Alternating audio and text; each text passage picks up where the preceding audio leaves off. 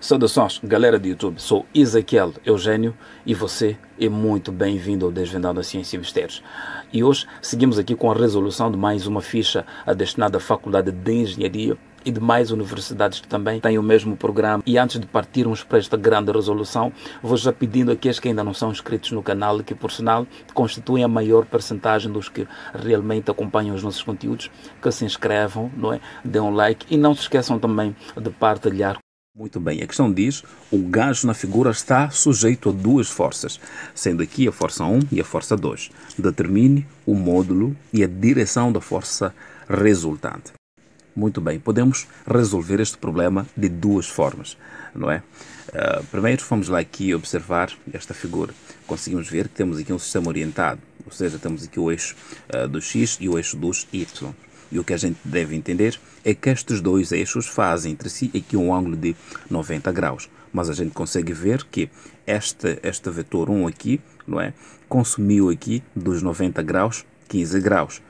Idem, o vetor 2 também, deste lado a gente vê que ele consumiu aqui 10 graus. Então, somando aqui 10 mais 15 graus, portanto isto vai nos dar 25. Ou seja, dos 90 graus, consumimos ali 25 graus. Quer dizer que esta diferença vai nos dar aqui 65. Ou seja, estes dois vetores vão fazer aqui entre si, portanto, 65 graus. Tá bem? Então, obviamente que aqui há uma figura que nos aparece logo em mente, ou logo de cara, que é o paralelogramo. Ou seja, nós sabemos que a resultante estará mais ou menos aqui, pois, se a gente procura transladar este vetor aqui para este lado, não é? Teremos algo mais ou menos assim, que isto, na verdade, lembra-nos aí o paralelogramo. Então, se este ângulo vale aqui 65, nós sabemos que este ângulo e este ângulo, ou seja, o somatório dos ângulos internos aqui deste paralelogramo deve dar-nos aí 360. Ou seja, estamos a dizer que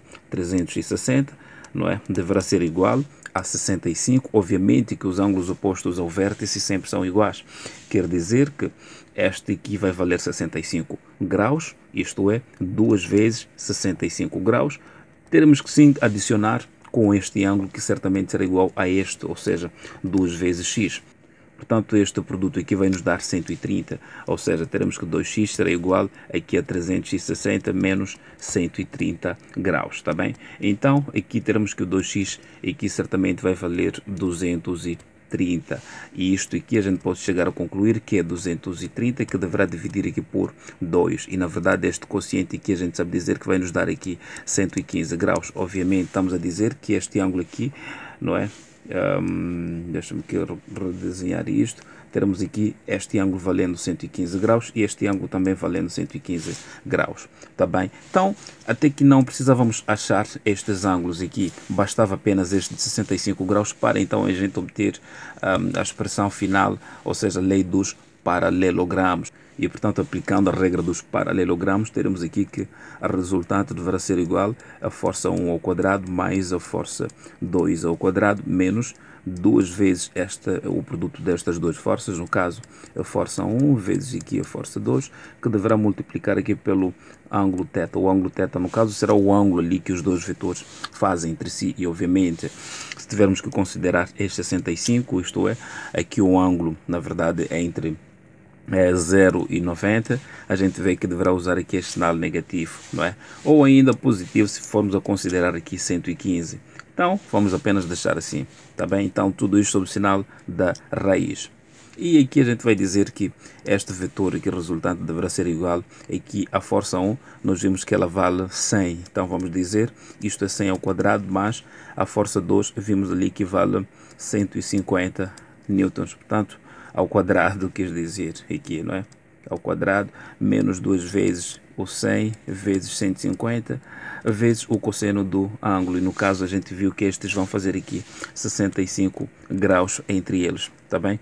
Então, vamos sim dizer tudo isto sob o sinal da raiz quadrada. E, portanto, aqui esta resultante deverá dar-nos aqui 213 nêutrons, tá bem? Então, aí efetuando esta operação que é básica, a gente vai chegar a esta conclusão de que a resultante vai ter que valer aí 230 newton.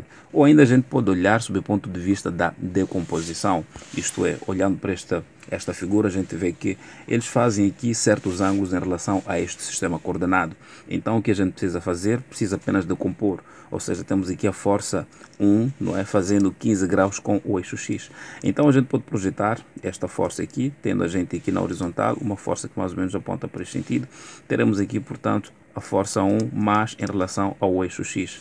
E olhando para esta força aqui, a força 2, a gente pode sim olhar também que ela faz com o eixo X aqui, não é? Portanto, um ângulo, no caso de...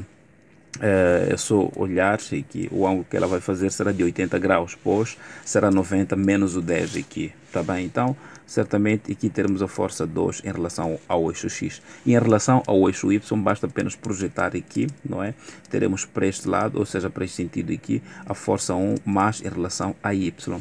Como também, não é? Aqui deixa-me reescrever, teremos aqui a força 1 em relação ao eixo Y. Como também esta força 2 podemos projetar aqui em relação ao eixo dos Y. E portanto teremos aqui a força 2 em relação ao eixo dos Y. E a gente aqui pode tentar colocar isto em um sistema de equações, não é? Sendo que para a força 1 teremos que, para a força 1 em relação a X, não é? A gente pode ver que este ângulo que nós temos aqui, que é certamente de 15 graus, não é? Certamente este lado aqui, não é? Da força 1 em relação a X é adjacente, na verdade, aqui a este ângulo. Então podemos dizer que a força 1 deverá ser igual à força 1 vezes, como é adjacente ao ângulo, então vamos dizer aqui, multiplicando pelo cosseno de 15 graus, tá bem?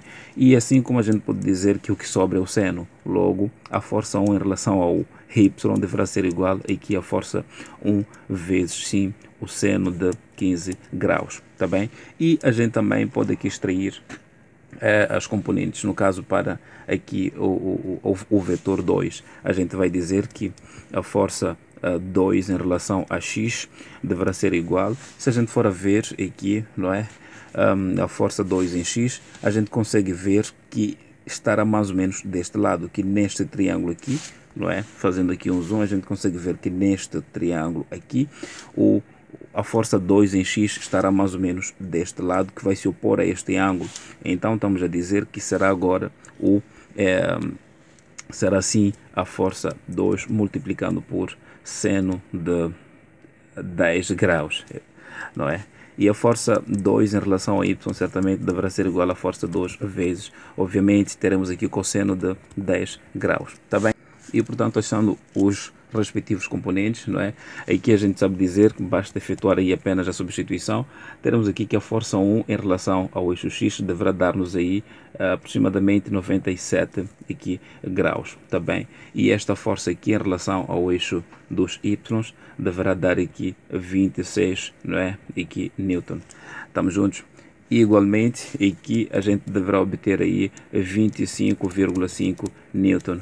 E obviamente também aqui para a força 2 em relação a y teremos aí 148,5 newton, tá bem? Então a gente sabe dizer que efetuando as devidas operações não é basta apenas somar as forças em relação a x, também somar as forças em relação a y para achar as respectivas resultantes dessas componentes nessas direções. Estamos a dizer que a resultante aí da força em x deverá dar-nos aí 122,5 newton, tá bem? Como também a força resultante em relação a y deverá dar-nos aí 175 aliás, aproximado, né? 175 newton. Agora, o que eu quero, ou o que eu gostava que a gente pudesse entender é que dentre estes dois caminhos, a gente vê que este é o mais curto dentre os dois. Então, conhecido um certo método, é preciso ver quais são os benefícios desse método e se realmente a gente domina ou não como forma de obter os resultados com alta precisão, tá bem? Então aqui, na verdade, a resultante destas componentes, aqui a gente sabe dizer que deverá ser igual à raiz ali quadrada delas, ou seja, estamos a extrair o módulo, teremos aqui 122,5, não é? Isto ao quadrado, mais 175 ao quadrado, e portanto chegaremos também à conclusão de que a resultante aqui também não vai fugir muito deste valor que a gente obteve, ou seja, teremos aqui 213 newtons, tá bem? Então bastava seguir um destes métodos que a gente já teria aí o problema resolvido. Está bem? A gente vê aqui que, além de determinar o módulo, aqui pede-nos sim para achar a direção da força resultante, ou seja, queremos a direção desta força resultante. Para achar a direção, basta apenas olhar para estas componentes que nós achamos aqui e desenhar aqui o sistema coordenado. Estamos a dizer, a gente sabe dizer que teremos aqui o eixo dos y e o eixo dos x. Se a gente for a fazer um zoom, a gente vê que o maior valor dentre os dois está mais para o eixo dos y, está bem? Então estamos a dizer que aqui o vetor estará mais para o y que para o x, tá bem? Então aqui a gente tem que, para o eixo dos y teremos aqui 175 Newton, tá bem? E para o eixo x a gente vê que teremos aqui 122,4, certamente é isto, né? Não me deixe errar, não, 0,5. Ok, então o ângulo θ certamente está aqui. Estamos a dizer que este aqui, não é a força, não é, em x, e aqui é a força em y. Portanto, a gente sabe dizer que o seno daquele ângulo θ deverá ser igual ao cateto oposto sobre a hipotenusa. A hipotenusa, no caso, representa a nossa força resultante. Então, nós estamos a dizer que o seno deste ângulo será igual ao cateto oposto. E o cateto oposto a este ângulo será este aqui. Logo, estamos a dizer que será seno de a força, não é? Quem?